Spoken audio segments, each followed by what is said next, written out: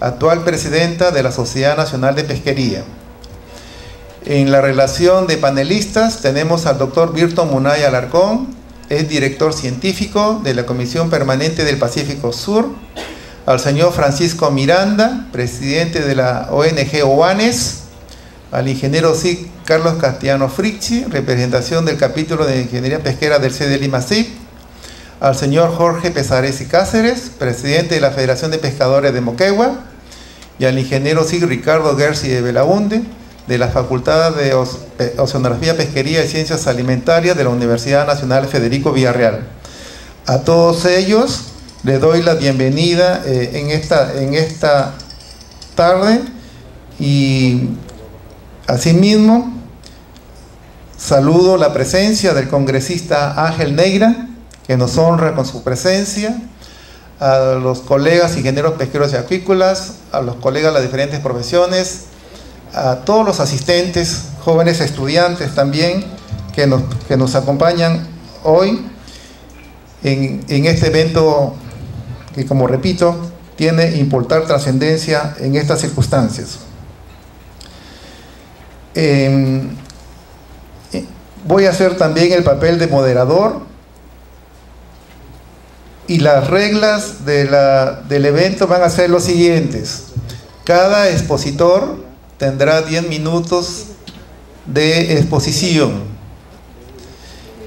y cada panelista igualmente 10 minutos.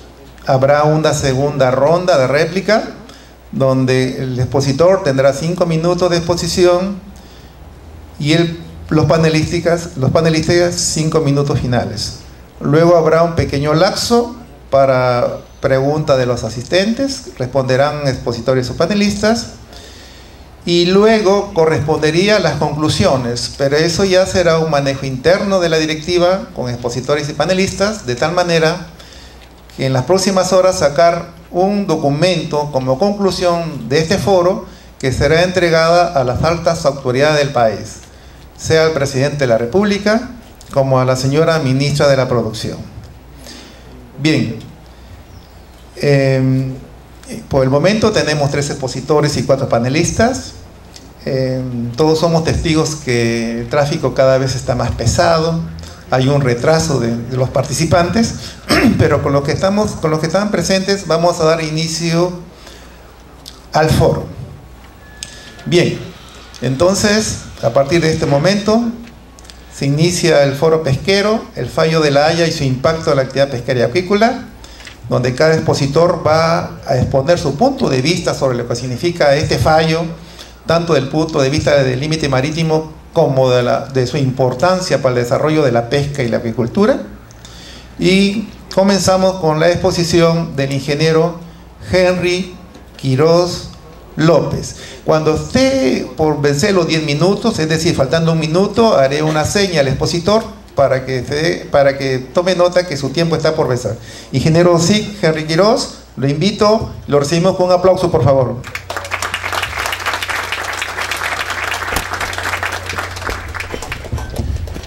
Señoras y señores, colegas, señor congresista Neira, muy buenas noches.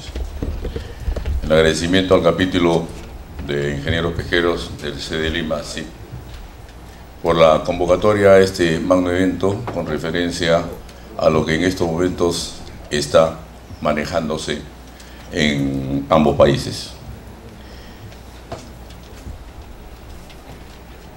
Bien, iniciaré hablando sobre el fallo de La Haya.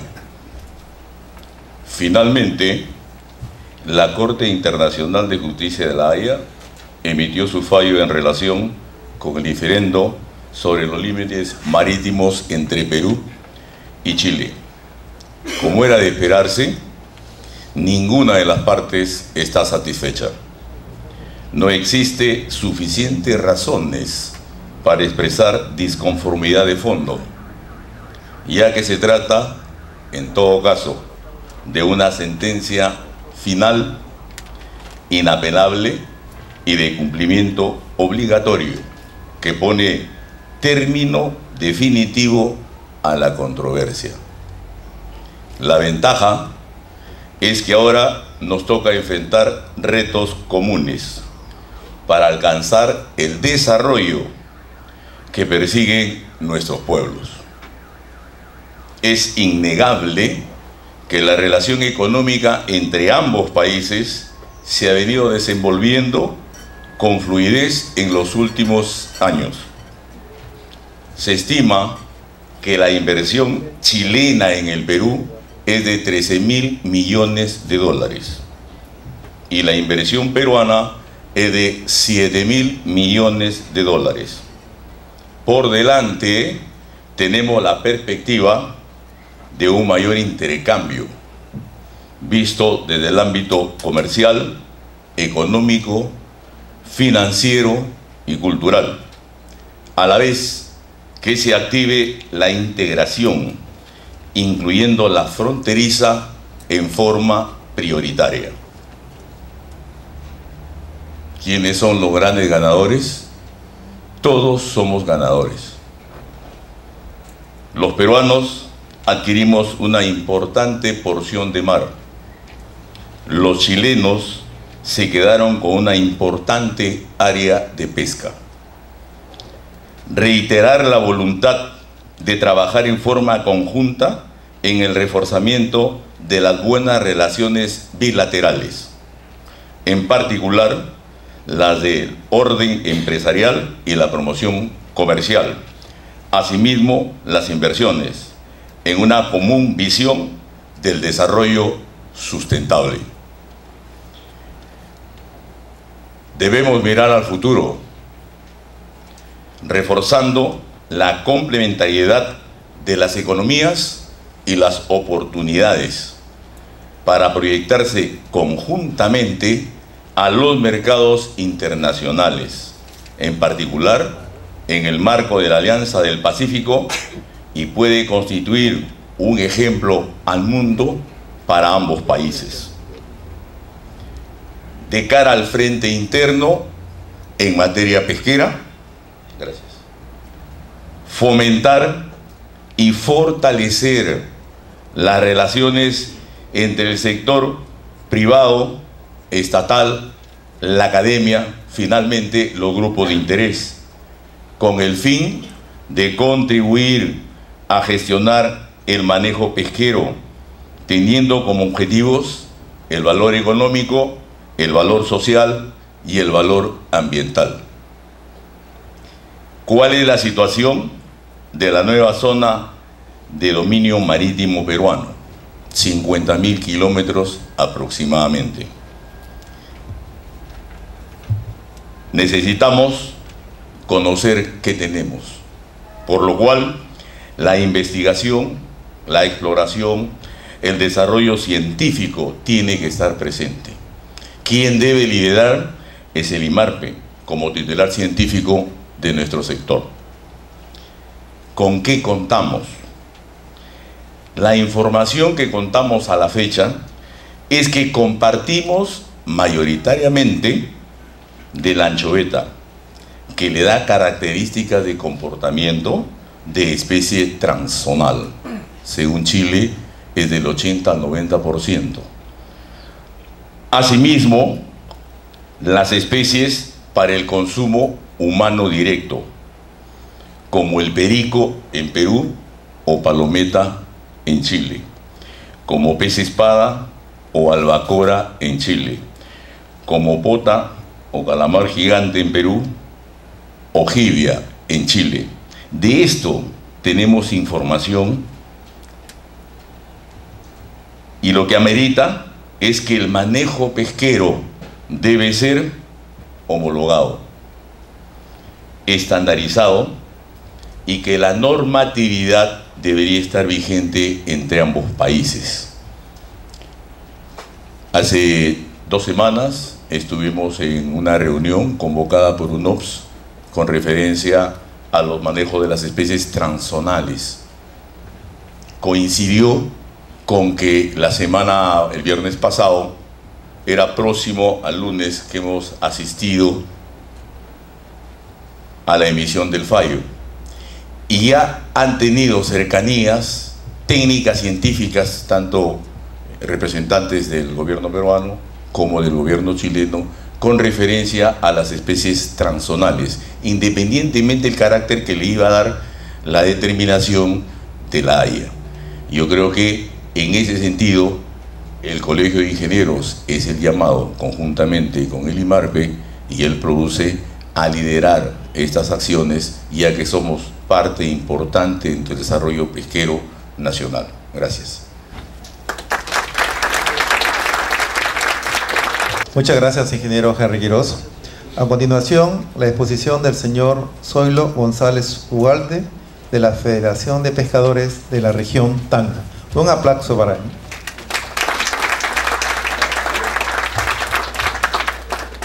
Muy buenas noches, señores expositores, señores panelistas, señoras y señores. Quien les habla es el señor Zoilo Juan González Ugalde, presidente de la Federación de Pescadores Artesanales de la región Tacna. En esta oportunidad me toca a mí hacer un análisis del fallo reciente del Corte de La Haya, las implicancias que nos toca de aquí en adelante a adoptar nosotros como armadores y pescadores artesanales, que somos los directamente involucrados en este tema. Podemos ver en la diapositiva, inicialmente, cuando se inicia esta demanda en el Tribunal de La Haya, teníamos una visión de lo que podríamos lograr. Bien, podemos ver ahí en el primer gráfico cómo estaba vigente antes del fallo de La Haya. Podemos resumir.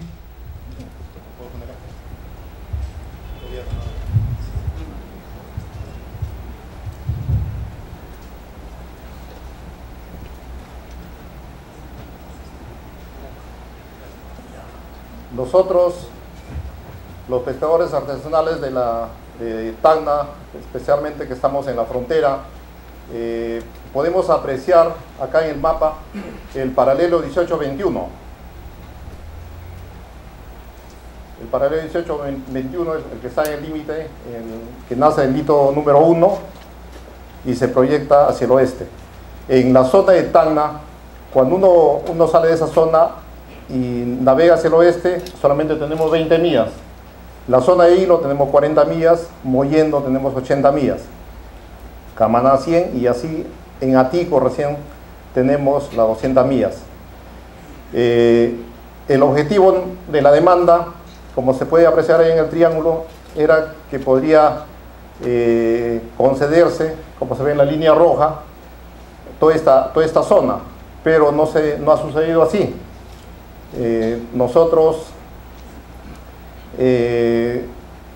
actualmente solamente se ha podido lograr cierta parte, que es lo que apreciamos en este punto, los 21.928 kilómetros, que si bien es cierto, se ha logrado algo, pero para nosotros como pescadores artesanales de Tacna no nos beneficia absolutamente en nada, porque estamos igualmente en Santa Rosa 0 millas, en Vilavila 5 millas, Morozamba 20, Hilo 40 millas, y recién pues a partir de Mollendo pueden tener las 80 millas. ¿Y qué es lo que hay en esta zona? Ustedes han sido testigos, seguramente han escuchado las expresiones del presidente de Chile, el presidente Piñera, que prácticamente este fallo no les ha afectado económicamente a ellos en nada, porque históricamente tanto la pesca artesanal como la pesca industrial se han dado en las primeras 60 millas. O sea, no les está afectando, y lo que se pesca en la zona de las 80 millas hacia afuera son ya las otras especies, las especies migratorias. Estamos hablando del perico o palometa, que lo conocen en Chile, del tiburón, diamante, azul, del pez espada o albacora, de la pota. Porque los otros recursos están dentro de esta zona, en las 80 millas, que nosotros prácticamente estamos encerrados en la frontera. En Tacna, para poder salir acá, o sea, tendríamos que navegar hacia el oeste y estar trabajando frente a Mollendo, frente a Camaná, o sea, es muy lejos, ¿no? Anteriormente, ¿qué hacíamos nosotros como pescadores artesanales en la zona sur de Tacna? Trabajábamos fuera de las 200 millas. Salíamos, por decir, de acá de Morrosama y cruzábamos esta zona. ¿Cómo cruzábamos esa zona? Y como todas las embarcaciones actualmente cuentan con GPS y radios de comunicación, cuando estamos en la línea, en el paralelo 1821, pedíamos autorización a la Gobernación Marítima de Arica, y ellos a su vez coordinaban con la cuarta zona naval de Valparaíso, y ellos nos daban el paso inocente. El paso inocente consiste en que nos permitían navegar esta zona para poder nosotros ubicarnos en este lado. Pero cada hora teníamos que dar un reporte a la gobernación mediante el radio, la ubicación, dar las coordenadas hasta que nosotros podíamos atravesar acá las 200 millas. Una vez que llegamos a esta zona perdíamos comunicación y hacíamos nuestras faenas de pesca por espacio de 10 a 12 días. Terminábamos nuestras faenas de pesca nuevamente para cruzar este lado, este paso inocente. Pedíamos nuevamente autorización a la Gobernación Marítima de Arica, y también cada hora teníamos que dar nuestra ubicación y podíamos ingresar o retornar nuevamente pues a puerto. Lo que tiene que quedar claro, señores ingenieros, señores alumnos, que esta zona sur es una zona muy rica. ¿Por qué es una zona muy rica? Porque es una zona, como ustedes comprenderán, el zócalo continental en esta zona es profundo, y la mayoría de las especies están dentro de las 5 millas. Dentro de las 5 millas, justamente por eso hace años el ministro de la Producción en aquel entonces, el ingeniero Rafael Rey, creó un régimen especial de pesca que generaba beneficio para los pescadores artesanales de Tacna y de Moquegua, y a su vez permitía que las embarcaciones industriales trabajen dentro de las 5 millas. Lamentablemente con este gobierno se derogó esa norma y ahora no se pesca nada en esta zona, y todo lo que nosotros dejamos de pescar lo está pescando nuestro vecino país de Chile. Y ahora con mayor razón. Muchos dicen, o escucho por ahí, que vayan a pescar acá, pero acá quieren a pescar. Acá no hay anchoveta, acá lo que hay es agujilla. No sé si conocen la agujilla, es una especie parecida, pero no hay anchoveta, la anchoveta está en la orilla. Y ha sido bien claro el presidente de Chile, yo creo que más ha primado los intereses económicos para que se dé este tratado de La Haya, que en realidad nosotros como pescadores artesanales de la frontera nos está perjudicando.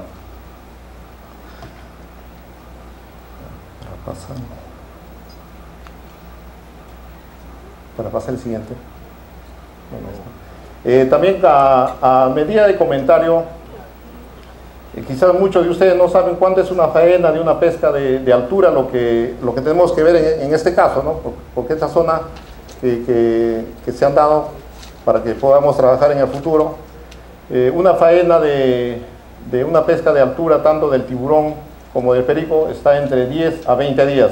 Cuando es la pesca de perico es 10 días y la de tiburón es 20 días. ¿Cuánto invierte un armador artesanal para poder salir a hacer una faena? Alrededor de 20.000 soles. En combustible se lleva 700, 800 galones de petróleo, se lleva entre 10 a 15 toneladas de hielo, carnada, más víveres.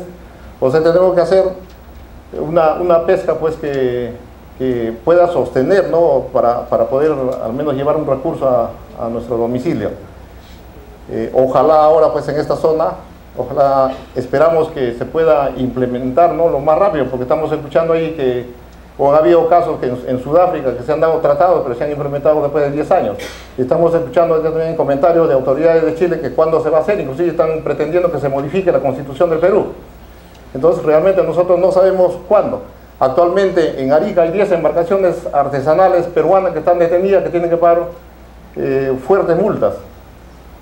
Personalmente le puedo contar una experiencia que a mí también me intervinieron una oportunidad en esa zona, porque nosotros salimos a esa zona y navegamos hacia el sur y estamos trabajando frente a Iquique. Me llevaron a Iquique. ¿Y cuánto es la multa?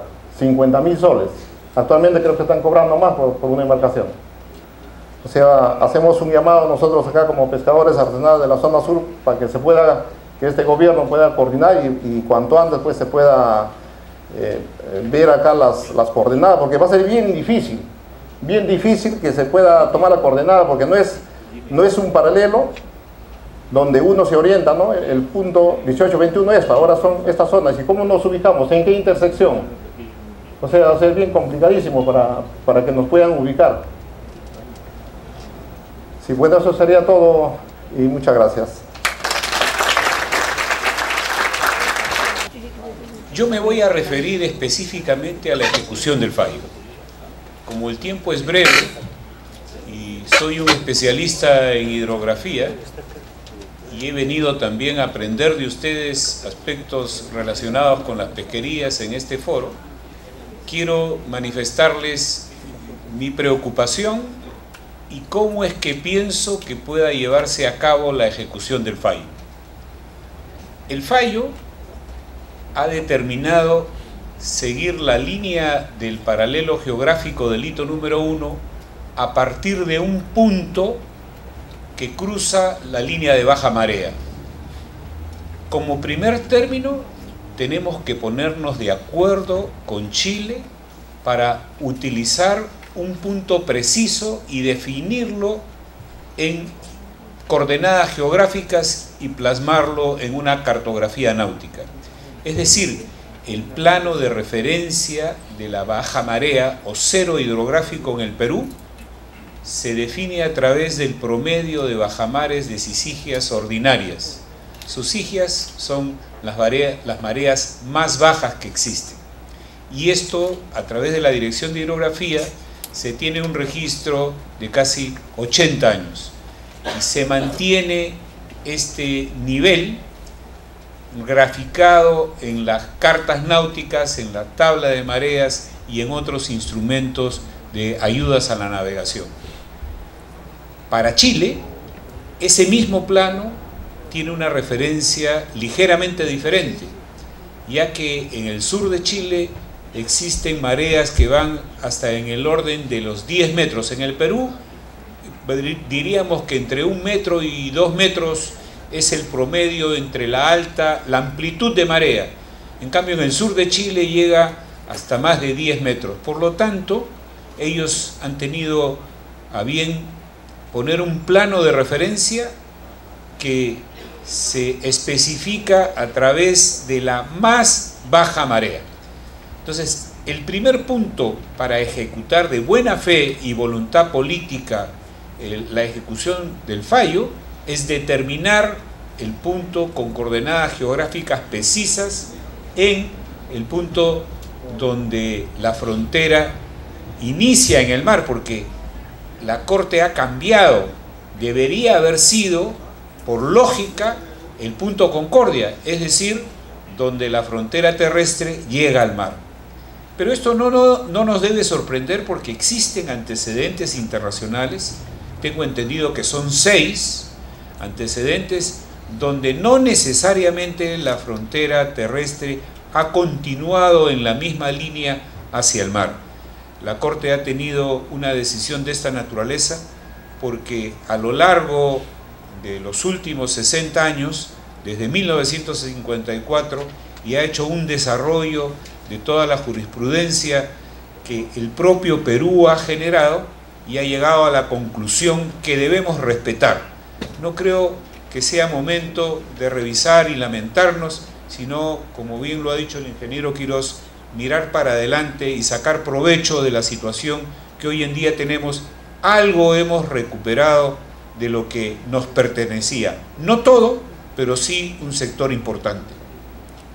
Una vez establecidas las coordenadas geográficas de ese punto de inicio, pues se puede calcular geodésicamente a través de programas y hacer gráficos de cartografía y definir el punto A, que de acuerdo a la Corte estaría a 80 millas de ese punto de baja marea en la frontera.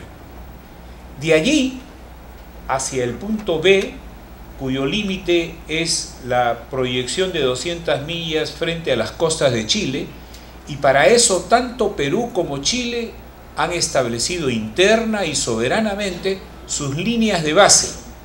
En algunos casos, y en estos en particular, se refieren a las líneas de base de baja marea. Hay otros lugares donde las costas tienen hendiduras, escotaduras o son muy irregulares, en los que para facilitar este trazo se definen líneas de base rectas. Nosotros tenemos algunas líneas de base rectas, pero más al norte, y Chile las tiene mucho más al sur, en la zona de los canales. Entonces aquí es simple, porque ya existen las referencias en los instrumentos que cada país ha determinado, es decir, su línea de base normal referida a la bajamar, y deberá trazarse teniendo como referencia este punto. Será construido una vez que se definan los puntos equidistantes a cada una de las costas, tanto al sur en Chile como al norte en el Perú. Para eso, la Corte ha diseñado un círculo, o ha tomado 80 millas al norte y 80 millas al sur, y de allí empieza a definir las líneas. No las ha especificado. Ambos países tendrán que ponerse de acuerdo, pero esto es sencillo, porque si se fija una línea equidistante, pues tiene que tener una distancia similar a ambos lados.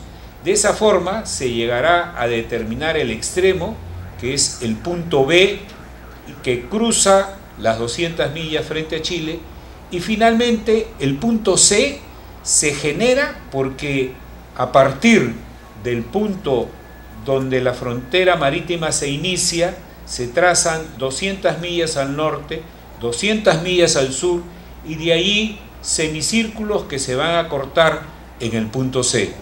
Ese punto podría determinarse ya con los elementos que se tiene y darles coordenadas, pero desde este punto solamente no se puede retroceder para construir las otras líneas. Es necesario tener el punto de inicio para llegar a un acuerdo definitivo. Esta es la acción fácil, sencilla. Hemos escuchado por televisión manifestaciones de la Dirección de Hidrografía, de oficiales de la Armada, en la que inclusive nos comunican que ambos países cuentan con el mismo método tecnológico para poder determinar con prontitud y automáticamente el trazo que la Corte ha delimitado. Lo que nos queda a nosotros es el proceso de demarcación. Vuelvo a insistir que si hubiera voluntad política y buena fe, que desgraciadamente al momento, no podemos decir si en un futuro inmediato esta situación cambie, Chile pareciera estar poniendo trabas y haciendo exigencias totalmente fuera de contexto. La primera es que se le reconozca un triángulo terrestre sobre el cual la Corte no se ha pronunciado, y más bien existe un instrumento que es el Tratado del 29 de carácter perpetuo y sagrado que debe cumplirse, y el punto de la frontera terrestre llega al mar en el punto Concordia, que no es cualquier punto, porque está expresamente mencionado en el tratado, que dice que la frontera terrestre comenzará en el Océano Pacífico en un punto denominado Concordia, a 10 kilómetros del ferrocarril Arica-La Paz sobre el río Utah. Y entonces, lo que Chile está pretendiendo es modificar el tratado de 1929, lo cual es un sacrilegio y que el Perú no lo puede aceptar de ninguna manera. Veremos, yo creo que no hay que hacer planteamientos mediáticos ni personales, cómo es que nuestra diplomacia y gobierno llega a un entendimiento, porque creo que Chile está abriéndose un frente que en el futuro nos podría permitir también denunciar que el Tratado del 29, al devolver Arica, pues nosotros la reclamamos con justo derecho. Entonces, inclusive esta relación que tiene Chile con la demanda de Bolivia hacia La Haya está dando el mal ejemplo de tratar de modificar un tratado de fronteras que tiene un carácter perpetuo.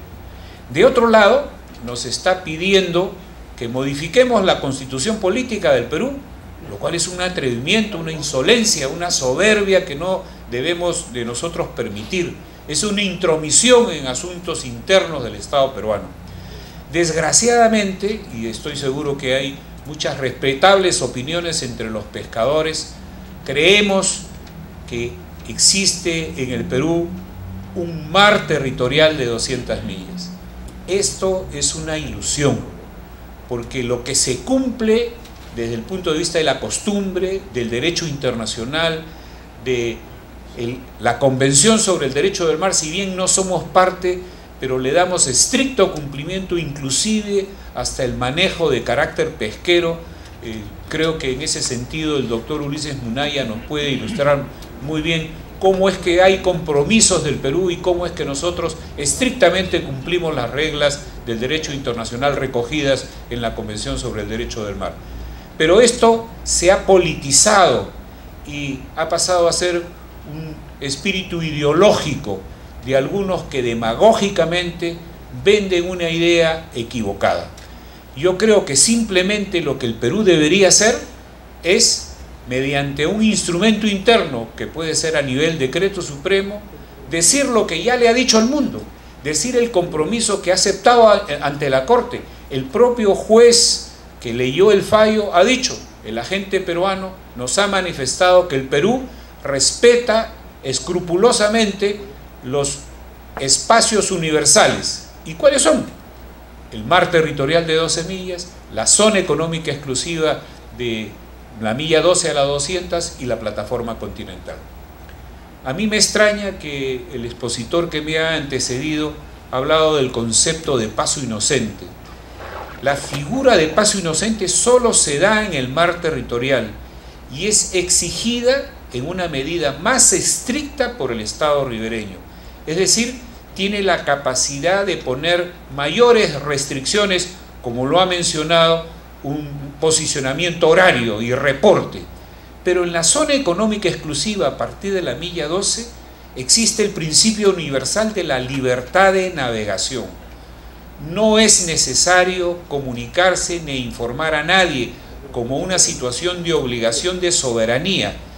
Lo que se hace y se obliga a los pescadores que se comuniquen e informen su posición está más bien referida a la protección de la vida humana en el mar, porque uno tiene un seguimiento permanente de dónde está la embarcación y de perder, digamos, contacto o que tenga una avería, inmediatamente poder socorrer. Existen mecanismos internacionales en los cuales el Perú y Chile también tienen compromisos internacionales para la protección de la vida humana en el mar. Y entonces, esa es la razón fundamental por la que Chile hoy en día veo que exigía algo más allá de lo que el derecho internacional tiene vigente, porque si les pide que cada hora les den el posicionamiento de manera, digamos, tajante, no necesariamente esto forma parte del derecho internacional. Y ahora ellos están exigiendo, porque si quieren salir de su territorio chileno y de los espacios marítimos hacia la altamar, van a tener que atravesar todo lo que se nos ha dado a partir de la milla 80, es zona económica exclusiva. De ahí la preocupación razonable quizás de Chile de exigir... ¿Perdón? Usted está equivocado, señor. Estoy equivocado. ¿Sí? Sí, está equivocado, digo. Siga nomás, después vamos a hacer una intervención. Bueno, como les dije yo, pueden haber personas que discrepen. Yo lo que estoy haciendo no es una idea ni una presentación personal. Estoy recogiendo las normas del derecho internacional que el Perú respeta. Lo que estoy recogiendo es el compromiso que el Perú ha anunciado ante la Corte y lo ha dejado por escrito. No es una invención mía. Y bueno, son muy respetables las opiniones personales que puedan haber sobre el particular. Y finalmente, no creo que debemos ser ni triunfalistas ni pesimistas, porque hay extremos en nuestras posiciones internas. Lo cierto es que hemos recuperado parte de la zona económica exclusiva de Chile, alrededor de 22.000 kilómetros cuadrados. El triángulo externo, el Perú lo denunció y sentó en Naciones Unidas a través de un decreto supremo reclamando que era parte del dominio, de nuestro dominio marítimo. Y Chile cuestionaba esta decisión del Perú. Fue el único país en el mundo que se irrogaba es decir, reclamar la alta mar. Ningún otro país en el mundo protestó. Es por eso que la Corte ha tenido a bien de dejar de lado el reclamo peruano e implícitamente reconocer que esto es un espacio marítimo que dentro de la zona económica exclusiva y plataforma continental es de plena soberanía y jurisdicción peruana. Es así como creo yo que podemos llegar a un buen entendimiento con Chile, siempre y cuando no continúe creando problemas y cuestionando los actos soberanos de nuestro país. Muchas gracias.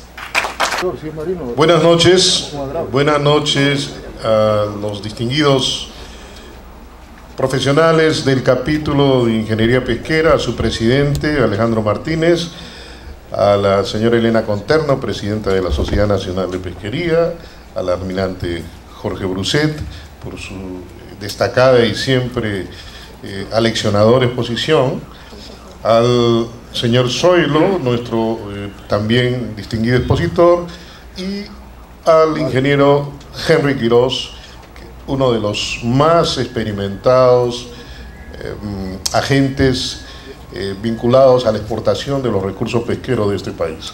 También quiero saludar a los miembros del panel y voy a referirme en estos 10 minutos a dos ideas centrales que con ocasión del fallo de La Haya emergen para el conocimiento y para la acción de los pescadores artesanales y de los pescadores industriales.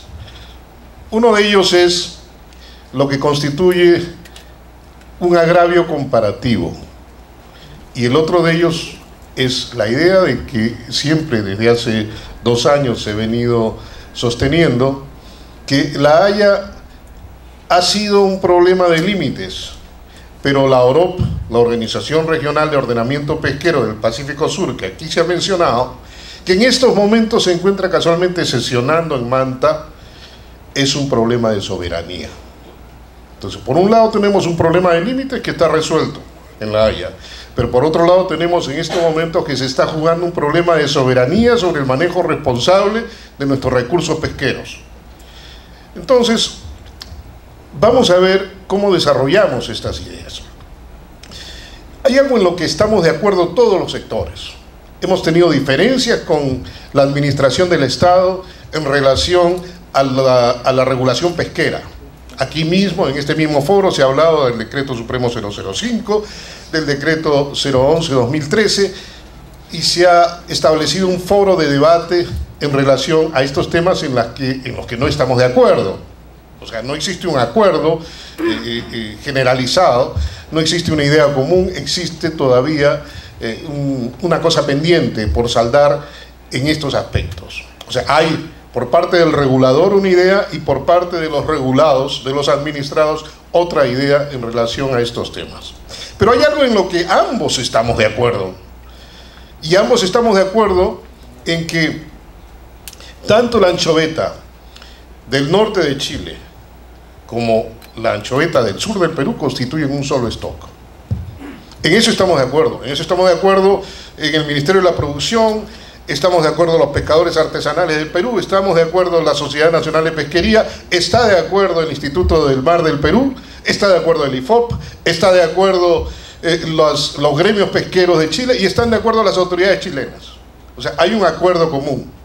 La anchoveta del norte de Chile, de Arica y Parinacota, y desde la latitud 16 hasta el sur de nuestro dominio marítimo, constituye un solo stock.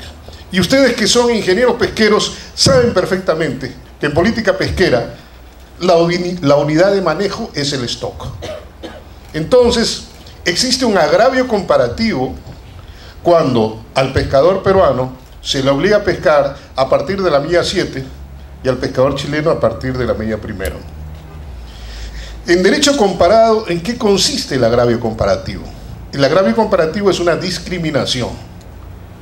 Esta sentencia de La Haya nos permite iniciar una acción administrativa, los pescadores artesanales, la Sociedad Nacional de Industria, para exigir lo que es un principio al que el Perú ha adherido a través de la Convención del Acuerdo de Nueva York, a través de la declaración que acaba de mencionarse en el momento del fallo de La Haya, a la Convención del Mar, sí, adhiere a los principios, aunque no la ha firmado, y se adhiere a todos los principios del Código de Conducta de la Pesca Responsable de la FAO, que establecen el principio precautorio.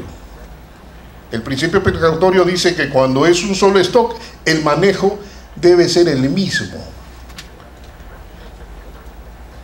Y también el de compatibilidad de medidas. El principio universalmente aceptado de compatibilidad de medidas exige que las medidas de ambas administraciones pesqueras deben ser compatibles para la conservación de los recursos pesqueros, en este caso de la anchoveta. Deben ser compatibles entre sí, porque si no nos enfrentamos a una situación como la de la tragedia de los comunes, la tragedia de los bienes comunes, que ustedes muy bien conocen. Entonces, estos dos principios básicos, que son pilares universales del derecho, digamos, que son el progreso de la civilización humana, la aspiración de la conservación de los recursos pesqueros, son principios muy fuertes de una condición, de un peso ético que nos permite, como pesqueros, decir, muy bien, apliquemos ahora los principios a los que ha adherido el Perú a través de haber sido firmante, signatario del Acuerdo de Nueva York, de haber sido signatario también de los acuerdos de la FAO sobre el Código de Conducta Responsable, y tenemos derecho a exigir compatibilidad de medidas y un manejo unitario en cuanto al stock único de anchoveta que compartimos con Chile. Entonces, ahí tendrán los científicos del IMARPE y los científicos del IFOP que discutir cada uno y bastantear la defensa de sus posiciones en relación a los temas vinculados a que si es 1 milla o es 7 millas. Y esto tendrá que ser un debate transparente y tendrá que haber un acuerdo. Y ambos tenemos que pescar desde la misma cantidad de millas, porque no puede pescar un peruano desde la milla 7 y un chileno desde la milla 1 en el mismo stock, porque si no, eso se llama agravio comparativo en contra del pescador peruano. Y en derecho comparado, el agravio comparativo es una discriminación inaceptable, una discriminación que no es posible aceptar, y por lo tanto, si se agotan las instancias administrativas, los pescadores tenemos el derecho de ir a las instancias judiciales que sean las pertinentes para hacer valer nuestro derecho en contra de esta injusticia. Ese es el primer punto. No al agravio comparativo. Es el momento de unir fuerzas para establecer un tipo de administración común de un stock, porque como ya he dicho al inicio de mi intervención, en política pesquera la unidad de manejo es el stock. El segundo punto es, ¿qué nos trae La Haya? La Haya nos resuelve un problema de límites, pero mientras nosotros y nuestra Cancillería estaba 100% atendiendo el tema de La Haya, desde el año 2007, seguramente Ulises nos podrá refrescar la memoria, porque él ha sido uno de los, vamos a ver, únicos defensores de la posición peruana, y lamentablemente no muy escuchado en su momento, y desde hace 2 años he tratado de mediatizar y de poner el grito de alerta sobre la importancia de la Organización Regional de Ordenamiento Pesquero del Pacífico Sur, porque la OROP soluciona un problema de límites, La Haya soluciona un problema de límites, pero la OROP es un problema de soberanía. Y estos mismos principios, que son las aspiraciones de la humanidad, el principio precautorio y la compatibilidad de medidas, son utilizados por Chile para tratar de coartar el manejo soberano de nuestros recursos pesqueros. El día de ayer, en Manta, en la segunda convención del OROP, Chile ha exigido que el Perú reduzca su cuota de jurel. Cuota de jurel que ya ha sido aprobada y ha sido divulgada para el año 2014 por el Ministerio de la Producción. ¿En base a qué? En base al principio de compatibilidad de medidas. En base a que Chile insiste, a pesar de que el Perú ha demostrado científicamente que tiene un stock distinto al chileno de jurel, insiste en que es un solo stock. ¿Por qué? Porque cuando hay discrepancia, cuando no hay acuerdo científico, lo que rige es el principio precautorio. ¿Y qué dice el principio precautorio? Que cuando no hay acuerdo, se tiene que tratar a la especie, a la población, como si fuera un solo stock. Se tiene que administrar como si fuera un solo stock. Pero estamos hablando de una organización que vela por los recursos de alta mar, más allá de las 200 millas. Entonces, ¿por qué se mete en nuestro dominio marítimo? ¿Por qué quiere coartar nuestro manejo soberano de los recursos pesqueros? Por el principio de compatibilidad de medidas. Ha sido en enero del 2012 que hubo esta tercera convención preparatoria de lo que es ahora la convención oficial que ya entró en vigor de la Organización Regional de Ordenamiento Pesquero del Pacífico Sur, donde al final, después de que las 16 delegaciones dejaron aislado al Perú,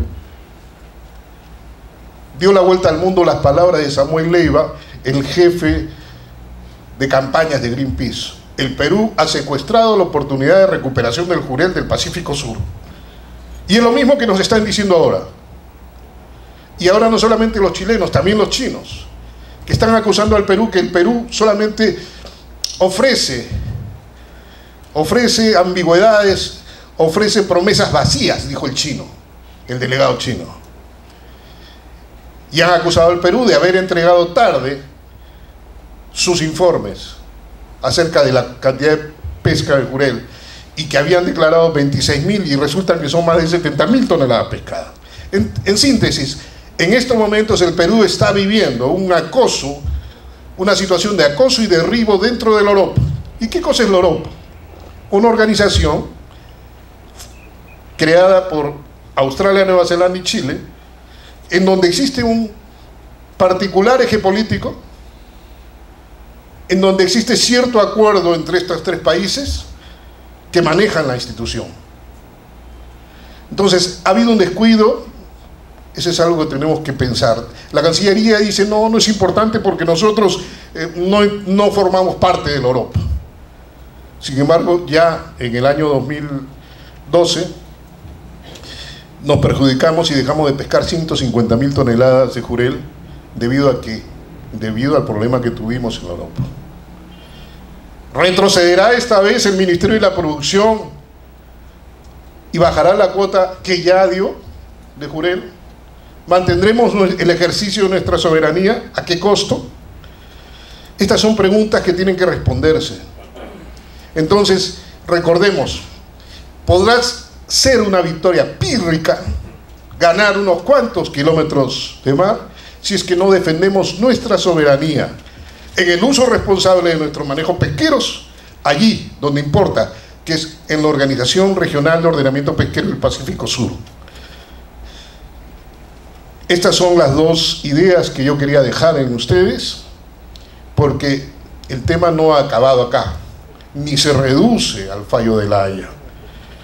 Se reduce a que tenemos que velar por lo que es la más grande pesquería del mundo. Y cuando hablo de la más grande, algunos dicen, no, la primera es China.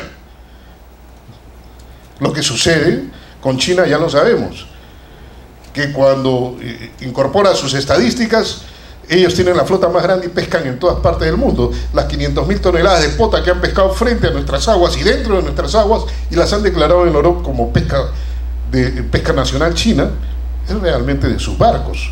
No es de su zona económica exclusiva, ni de su mar territorial. Nosotros con el 1% del área de los océanos tenemos el 10% de la producción mundial pesquera. Eso no lo tiene China. Y no olvidemos que en el año 2008, Watson y Pauli demostraron que China inflaba sus estadísticas. No, la primera pesquería de pelágicos en el mundo es la peruana. Y esa es la riqueza que nosotros tenemos que cuidar. Es por eso que quería, una vez más, llamar la atención sobre estos temas. Y espero que los distinguidos panelistas y ustedes puedan tener la oportunidad de poder debatir y ampliar esta información, que estoy seguro muchos de ellos van a poder hacerlo. Muchas gracias.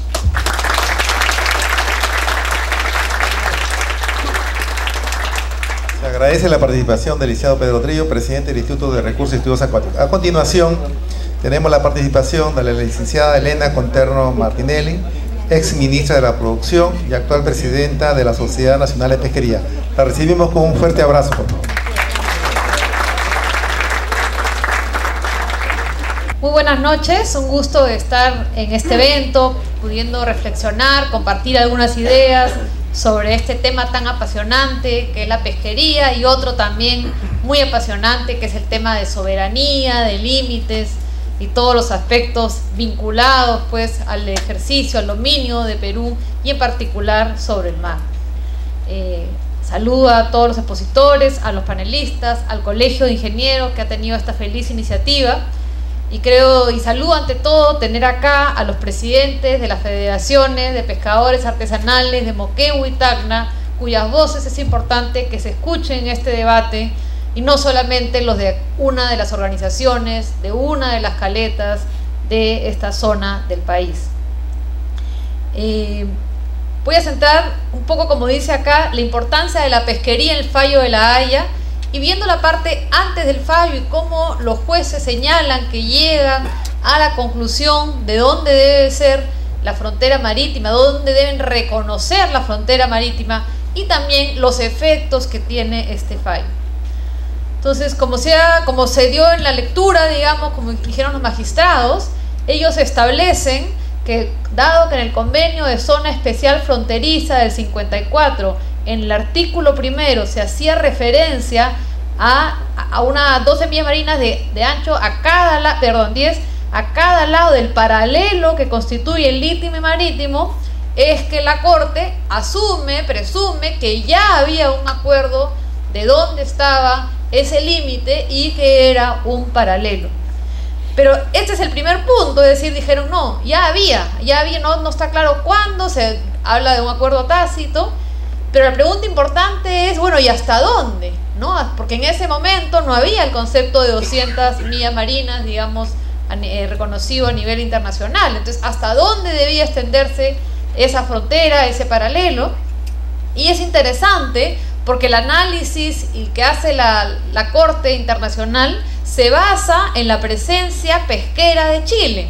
Básicamente lo que concluye es que hemos visto que Chile ejercía esfuerzo pesquero hasta la milla 60, aunque en momentos habla del 80, y por tanto se fija en 80. Entonces yo quisiera llamar la atención cómo el esfuerzo pesquero es a su vez relevante para establecer la soberanía y la jurisdicción de los países sobre el dominio marítimo. Como sabemos, esto es especialmente relevante hoy en día, en que tenemos la pesca industrial paralizada en el sur, y por lo tanto no tenemos embarcaciones surcando el mar de ida y vuelta para hacer esa reserva, constituirse en la reserva marina que cuide la frontera y que le diga al mundo: Perú está haciendo esfuerzo pesquero, este es nuestro mar y aquí estamos. Lo segundo que creo que es importante, a raíz de toda la discusión que ha habido en los últimos días en el tema pesquero, es que, claro, cuando las autoridades y los ciudadanos de a pie vemos el fallo, vemos, bueno, hemos ganado un espacio marítimo, y lo primero que pensamos es en los recursos pesqueros, y por lo tanto en que hay que explotarlos racionalmente. Entonces yo siento que es una reivindicación, que es un reconocimiento a esta actividad tan importante, pero que lamentablemente ha sido sometida a muchos ataques en los meses pasados, pero que hoy día, ante un acontecimiento de esta naturaleza, los peruanos están tomando conciencia de que en efecto el mar, la riqueza marina, es entre todo recursos pesqueros, y los recursos pesqueros se convierten en riqueza en la medida que se exploten, por supuesto, de manera sustentable. Tercero, ya entrando al tema del alcance en la pesquería, creo que es algo ya han comentado, pero brevemente, creo que es importante tomar cuenta que, digamos, lo adicional en pesca es solo el área que está en rojo, porque la otra área era una área que Perú decía, esto es mío, esto es de mi dominio marítimo, y Chile decía, eso es de alta mar, pero Perú tenía acceso a esa zona. A la nueva zona, digamos, que entra en este escenario a tallar, a que antes no podían entrar, es el área que está en rojo, eso cerca de 22.000 kilómetros cuadrados. Me imagino que ya se ha dicho, no pude llegar a la primera exposición, pero queda claro pues que al haberse establecido la frontera en el paralelo por 80 millas, lo que es la situación de la pesquería de anchoveta básicamente se mantiene a como estaba antes del fallo, igual en el caso de otros recursos costeros, ¿no? Entonces, en el caso de este recurso, que es el más valioso de la zona, básicamente no hay un cambio relacionado al fallo de la Haya. Ahora, ¿cómo queda la pesca? Y creo que es importante y también una oportunidad para revalorar otra vez el tema de pesca, de cómo estamos, y pensar en una agenda futuro. Y acá algunas pinceladas de lo que he podido conversar con algunos pescadores artesanales, algo que conozco, he visitado la zona cuando fui ministra y bueno, me interesa también el tema del desarrollo de todas las pesquerías. Entonces, viendo lo que es artesanal, la parte artesanal costera, ¿no? Y viendo además las estadísticas de desembarque, vemos pues que los choros son una actividad muy importante, sobre todo en Tacna, ¿no? En Tacna lo que se ve en las estadísticas es que los recursos son muy costeros, ¿no? Destaca el choro, está también importante el pejerrey. Y entiendo que en Moquegua también tiene relevancia, y ahorita están enfrentando algunos problemas, ¿no? Porque no se ha dado el adecuado ordenamiento pesquero de esta pesquería, ¿no? No se está dando la limpieza, se pegan las estrellas, me explicaba el señor Pesaresi, y por tanto, digamos, eso está limitando la adecuada reproducción y por lo tanto sostenibilidad de esta pesquería. Y también eso está implicando que haya problemas de descomprensión de los buzos, y que es relevante por tanto que cuenten con una cámara hiperbárica para cuidar la salud, la vida de estos pescadores. Yendo al tema de la pesca de altura, y como se ha señalado, claro, en el caso de Tacna, digamos, por cómo se configura el escenario, es difícil, digamos, que puedan acceder a la nueva zona que se ha adicionado al dominio marítimo del Perú, por un tema de dónde está, digamos, y por un tema que, como se señalaba el almirante de Bruset, el tema, y también Zoilo, del tema de las restricciones de Chile, ¿no? Y habrá que ver las oportunidades que hay también. Básicamente hay dificultades, y en el caso de Moquegua, claro, creo que todavía hay discusión de si efectivamente frente a Hilo caen las 200 millas o un poco más al norte, pero lo concreto es que hay un poco más de facilidad para que la pesca de altura que se desarrolla pueda alcanzar a esta zona, ¿no? Y claro, viendo también las estadísticas de desembarque, la pesca de altura en el caso de Moquegua sí es relevante, ¿no? Sobre todo con lo que es perico, con lo que es tiburón, y en menor medida otras especies. Y finalmente, en el caso de la pesca industrial, como sabemos, está paralizada. En el año 2013, básicamente se ha podido pescar en julio y agosto, épocas de frío, ¿no? Que por lo tanto el hábitat de la anchoveta se expandió, y que además hubo la coincidencia de una mini niña, ¿no? Que hizo pues que efectivamente ese hábitat estuviera un poco más lejano a la costa y se pudiera pescar determinadas cantidades. Pero lamentablemente lo que tenemos es que, si bien en el año 2009 Perú y Chile pescaron más o menos lo mismo de anchoveta, Perú en la zona sur y Chile en la zona norte, ¿no? Incluso Perú un poquito más, en el año 2013 Chile ha pescado el triple que Perú, ¿no es cierto? Entonces estamos en una situación, digamos, en que no se está pudiendo desarrollar esta actividad. Hemos escuchado del régimen especial que había, ¿no?, que hemos escuchado que era beneficioso también para los pescadores artesanales, en la medida que contaban con recursos para invertir y desarrollar sus actividades, y que a la vez permitía el desarrollo de la pesca industrial. Entonces, este es un poco cómo está. Ahora, ¿qué cosa hacer? ¿Dónde ir? Y algunas reflexiones iniciales, sobre todo en el caso de la pesca artesanal y la pesca de altura. En el caso de la pesca artesanal, dada la relevancia de lo que es la pesca de choros en ambos lados, pues poder apoyar para que haya un adecuado ordenamiento pesquero, dar capacitación y asistencia técnica, ver cómo es el tema de limpieza, el tema de pesca, para que esta fuente, que es importante, lo sea por muchos años más. Hay que ver cómo se hace que puedan contar con cámaras hiperbáricas. Está también el tema de la maricultura. Me comentaban que había antes una experiencia con el tema del chanque, ¿no?, que hubo con la cooperación española. Lamentablemente no se le dio el adecuado mantenimiento, pero que era algo interesante que se podría desarrollar, y tal vez pensar en otras especies, en especial en el caso de Tacna, que lamentablemente lo que tiene de espacio marítimo es limitado, y por lo tanto pues hay que buscar otras posibilidades para la provisión de ingresos y facilitarles que aquello que desarrollan puedan desarrollarlo de mejor manera. En el caso de la pesca de altura, en el caso de Tacna, con los comentarios de quienes me han precedido, creo que queda clara la relevancia de que pueda haber ese paso por territorio chileno para acceder al alta mar. Creo que es importante ahí que Cancillería trabaje para que esté muy claro cuál es el procedimiento, y que los pescadores tacneños no tengan que prácticamente subir hasta Hilo para ir hacia alta mar, ¿no?, sino que, o hasta la altura, digamos, de Hilo, sino que puedan hacerlo en línea recta, ¿no? Entonces eso creo que es un tema de agenda importante. Y a nivel de qué es Moquegua, básicamente Moquegua sí tiene la oportunidad de acceder a esos recursos, y sin duda pues el informe que haga IMARPE, que se ha anunciado que va a hacer una investigación, será de utilidad pues para ver, digamos, realmente qué densidad de recursos hay y qué cosa es lo que se puede obtener. Y finalmente, en el caso de la pesca industrial, como también ya se ha señalado, es buscar la armonización con la regulación pesquera de Chile.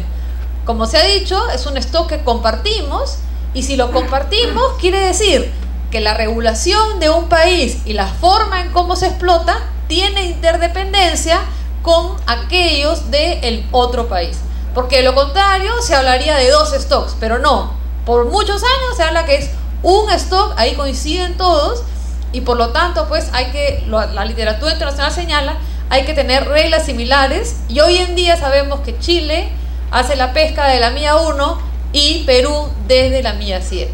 Entonces esperemos que esta ocasión, con este fallo, sea pues una oportunidad para que pueda potenciarse la actividad pesquera de esta zona del país, ¿no? Y estas recomendaciones o reflexiones iniciales, más allá de lo que ya se ha anunciado de la remodelación de los desembarcaderos, que sin duda es de especial relevancia, es importante que realmente haya el acceso al crédito para que tengan los pescadores capital de trabajo y no tengan que estar dependiendo de un intermediario, que tengan provisión de hielo para que puedan llevarlo en su pesca y tengan las mejores condiciones sanitarias, que haya la facilidad de camiones frigoríficos que puedan llevar a mercados más lejanos sus productos y por tanto obtener mejores precios, y en general pues velar porque todos aquellos aspectos vinculados a esta práctica se desarrollen mejor. Quiero hacer un saludo especial para todos los ingenieros pesqueros que están trabajando, que tienen todos estos conocimientos tan importantes sobre la riqueza, la diversidad de nuestro mar, y una vez más saludar al Colegio de Ingenieros por habernos convocado esta noche. Muchas gracias. Se agradece el saludo de la licenciada Elisa Conterno, actual presidenta de la Sociedad Nacional de Pesquería. Bien, como primer participante a nivel de panelistas tenemos la participación del doctor Víctor Munaya Alarcón, es director científico de la Comisión Permanente del Pacífico Azul. Doctor Víctor Munaya tiene 10 minutos. Lo recibimos con un fuerte aplauso, por favor.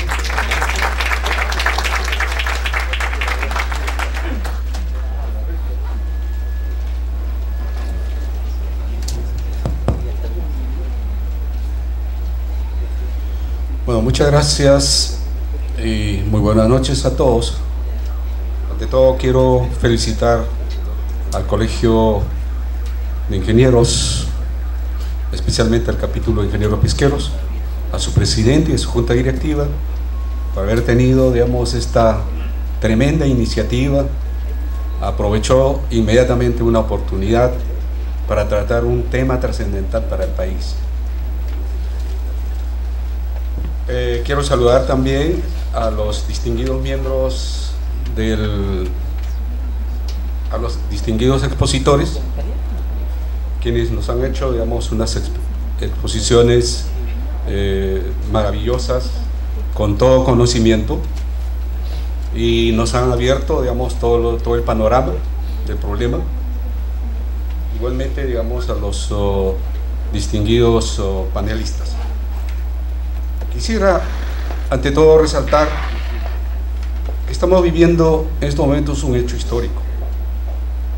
La frontera marítima que estaba pendiente de solucionar ha sido completamente cerrada, y en nuestro país ha sido incorporado un dominio marítimo cerca de 50.000 kilómetros cuadrados, con lo cual termina todo tipo de desconfianza y abre un futuro promisorio para el fortalecimiento de los mecanismos de cooperación regional en el Pacífico, en lo que participa Perú y Chile, como el caso de la PEC, que es un reto para ambos países, que es el caso de la Alianza del Pacífico, inclusive lo de la Comisión Permanente del Pacífico Sur, que durante 50 años, más de 50 años, venimos participando permanentemente entre Perú y Chile.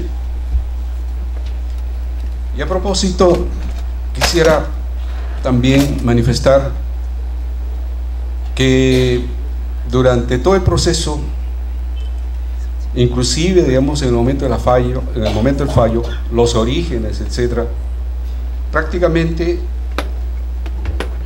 todo este proceso ha tenido una connotación pesquera importante. Y creo que el haber convocado a esta cita tiene justamente esa relevancia de que, siendo un tema de delimitación marítima, estemos acá, digamos, congregados para ver, digamos, el tema pesquero. Se ha hablado mucho durante estos días un poco del origen de esta controversia, de este diferendo marítimo entre Perú y Chile, pero en todos ellos vamos a encontrar siempre la componente pesquera. De ahí creo importante, digamos, un poco incidir algunos aspectos fundamentales de la parte pesquera en todo este proceso. A ver si puede pasar, digamos, la primera lámina, por favor.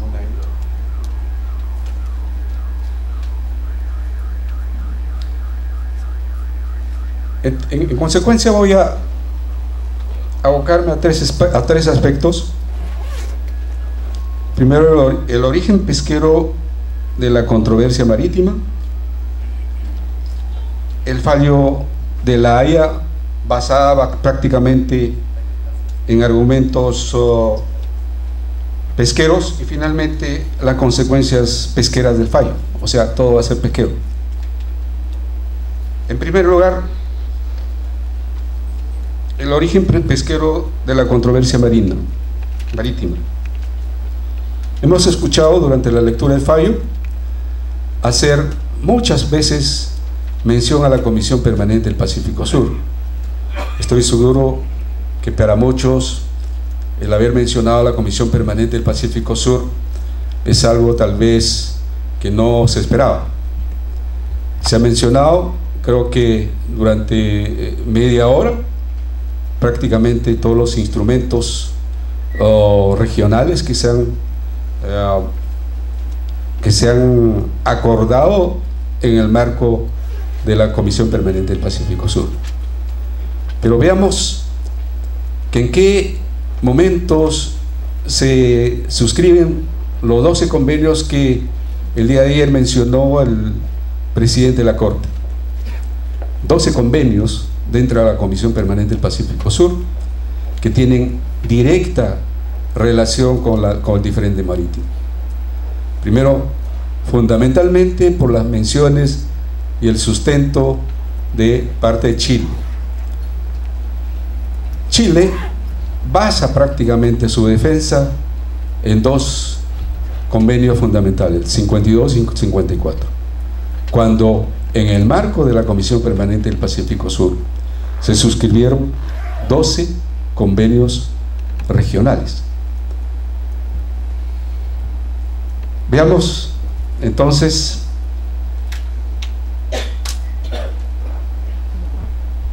en principio el convenio o la Declaración de Santiago.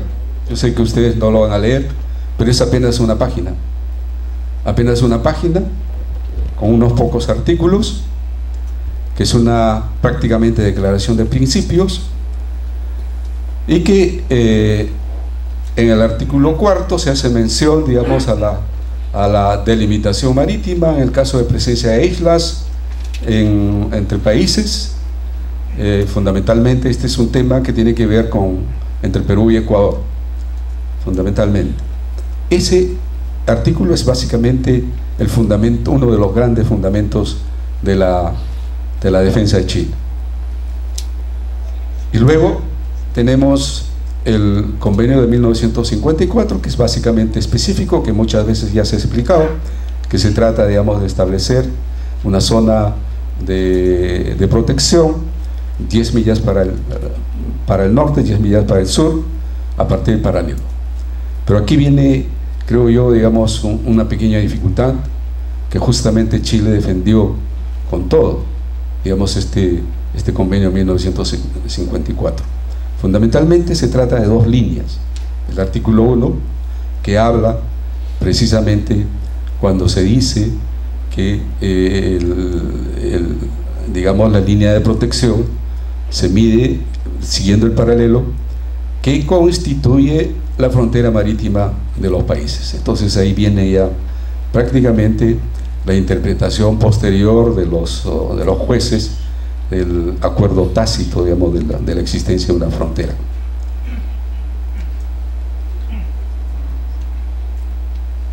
Pero todo esto, sobre todo en la época donde no existía un mayor desarrollo internacional del derecho al mar, en los inicios del año 1950, obviamente han ido construyendo una especie de un organismo regional pesquero en nuestros tres países, Chile, Perú y Ecuador y Colombia. La idea no ha sido fundamentalmente la delimitación marítima, sino fundamentalmente la defensa de nuestras riquezas marinas frente a la depredación, frente a la amenaza de la explotación de grandes flotas que pescaban ya sea ballenas, atunes, especialmente. Entonces nuestros países, especialmente por iniciativa de Chile, de acuerdo a las actas que existen, Chile y Perú conversan en organizar la conferencia, primero la conferencia sobre explotación y conservación de los recursos marinos del Pacífico Sur. Así se llama, el evento se llama así, se convoca con ese nombre, y el evento es pesquero fundamentalmente, y se convoca justamente para eso, no para delimitación de límites.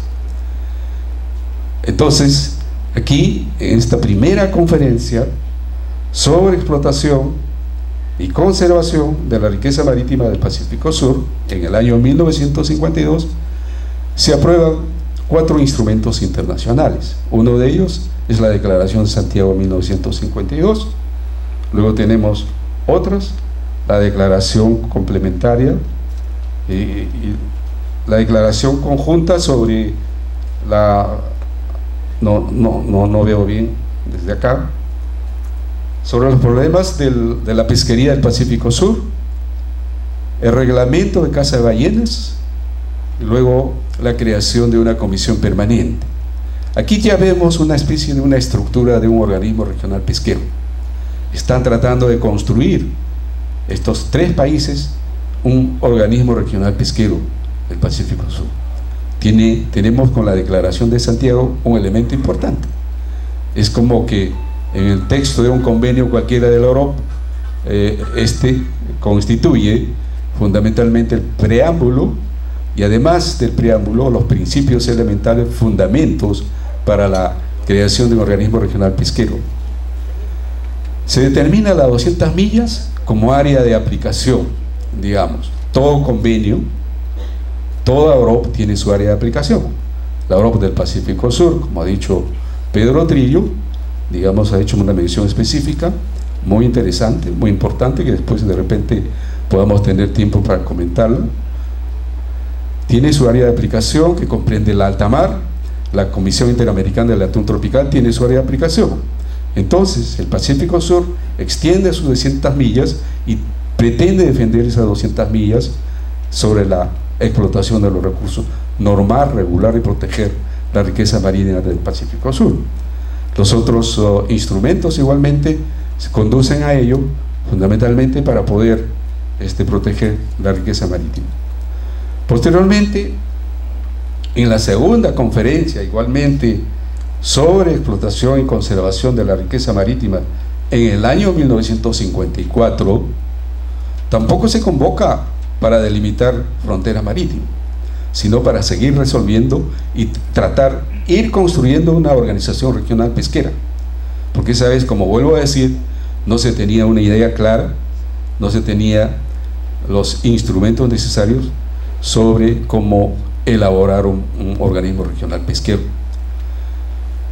Se adicionan otros elementos a medida que progresivamente se va necesitando para poder hacer más eficiente, digamos, el control, la regulación, sanciones, etcétera, y se firman convenios adicionales, como existe en toda Europa. Toda Europa tiene que tener, digamos, un convenio sobre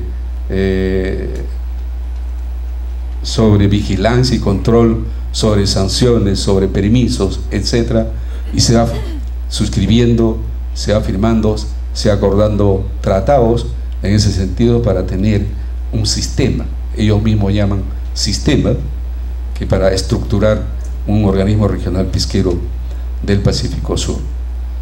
Justamente esa declaración de zona especial fronteriza marítima parte de toda ella.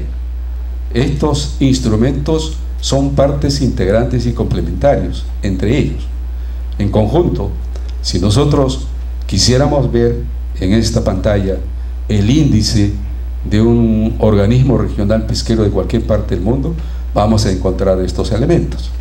En consecuencia, digamos, todo lo que se ha dicho, todo lo que se ha expresado sobre los instrumentos regionales durante casi media hora o un poco más, sobre todo, digamos, en la lectura de la Haya, se referían precisamente a estos instrumentos regionales que se firmaron en el ámbito de la Comisión Permanente del Pacífico Sur.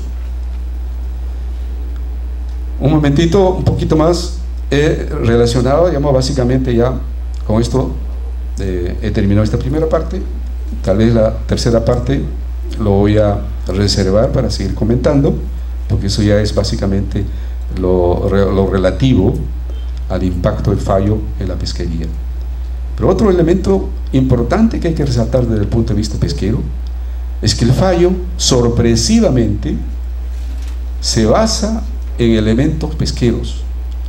No es como se esperaba fundamentalmente un fallo sujeto a puro derecho, sino que acá ha habido, digamos, básicamente consideraciones excepcionales de los elementos pesqueros. Se han mencionado estadísticas de la FAO, más o menos para poder determinar hasta dónde en esa época se podía pescar. Se ha hecho menciones, digamos, a citas de la corriente Humboldt, de las pescas, digamos, por ejemplo, del atún hasta las 80 millas, de la anchoveta hasta las 60 millas, las capturas, digamos, hasta donde se realizaban, los buques de Onassis y otros buques se efectuaban, digamos, estas capturas más o menos en el nivel de entre 100 y 120 millas, y mayormente la realidad pesquera en esa época se realizaba básicamente en un ámbito fundamental de entre 70, 80 o 100 millas. Y con todos esos elementos la Haya determina justamente, tomando en consideración ese acuerdo tácito, el paralelo, que felizmente no lo tomó las 200 millas, sino tuvo en consideración todos estos aspectos pesqueros, para llegar, digamos, hasta las 80 millas, y a partir de ahí recién prácticamente delimitar la equidistancia de acuerdo al derecho internacional del mar. Y tenemos finalmente un fallo basado fundamentalmente en razones pesqueras de esa época de los años 50. Muchas gracias.